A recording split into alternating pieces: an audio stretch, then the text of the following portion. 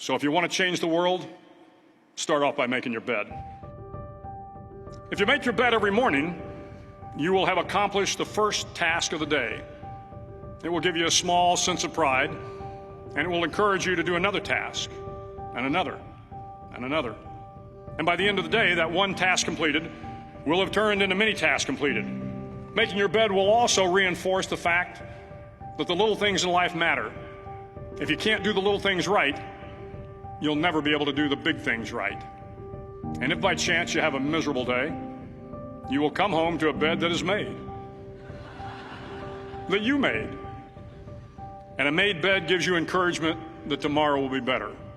To pass SEAL training, there are a series of long swims that must be completed. One is the night swim. Before the swim, the instructors joyfully brief the students on all the species of sharks that inhabit the waters off San Clemente. They assure you, however, that no student has ever been eaten by a shark, at least not that they can remember. But you are also taught that if a shark begins to circle your position, stand your ground. Do not swim away. Do not act afraid. And if the shark, hungry for a midnight snack, darts towards you, then summons up all your strength and punch him in the snout, and he will turn and swim away. There are a lot of sharks in the world.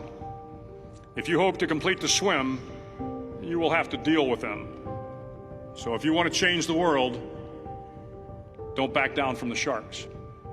Over a few weeks of difficult training, my SEAL class, which started with 150 men, was down to just 42. There were now 6 boat crews of 7 men each. I was in the boat with the tall guys, but the best boat crew we had was made up of the little guys, the Munchkin crew, we called them. No one was over 5'5". The Munchkin boat crew had 1 American Indian, 1 African American, 1 Polish American, 1 Greek American, 1 Italian American, and 2 tough kids from the Midwest. They out-paddled, outran, and outswam all the other boat crews.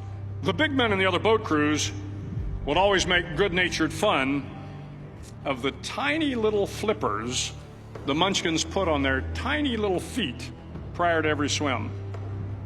But somehow these little guys from every corner of the nation and the world always had the last laugh, swimming faster than everyone and reaching the shore long before the rest of us. SEAL training was a great equalizer. Nothing mattered but your will to succeed, not your color, not your ethnic background, not your education, not your social status. If you want to change the world, measure a person by the size of their heart, not by the size of their flippers. The 9th week of training is referred to as Hell Week. It is 6 days of no sleep, constant physical and mental harassment, and 1 special day at the Mud Flats. The Mud Flats are an area between San Diego and Tijuana where the water runs off and creates the Tijuana Sloughs, a swampy patch of terrain where the mud will engulf you.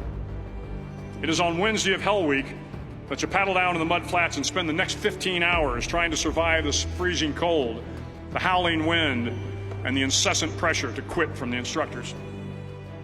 As the sun began to set that Wednesday evening, my training class, having committed some egregious infraction of the rules, was ordered into the mud. The mud consumed each man till there was nothing visible but our heads. The instructors told us we could leave the mud if only 5 men would quit. Only 5 men, just 5 men, and we could get out of the oppressive cold. Looking around the mud flat, it was apparent that some students were about to give up. It was still over 8 hours till the sun came up. 8 more hours of bone-chilling cold.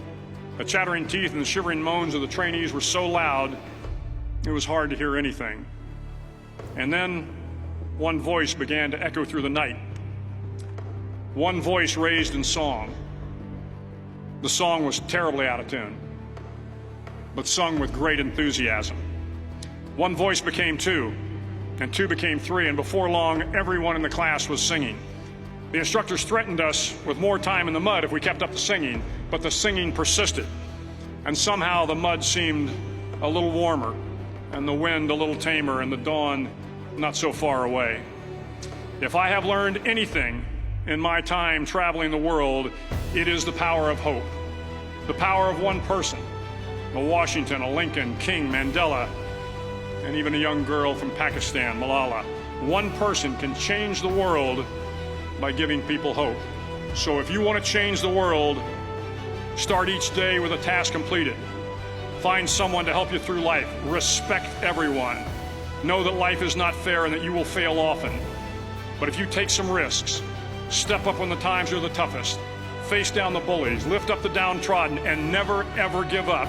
If you do these things, the next generation and the generations that follow will live in a world far better than the one we have today. And what started here will indeed have changed the world for the better.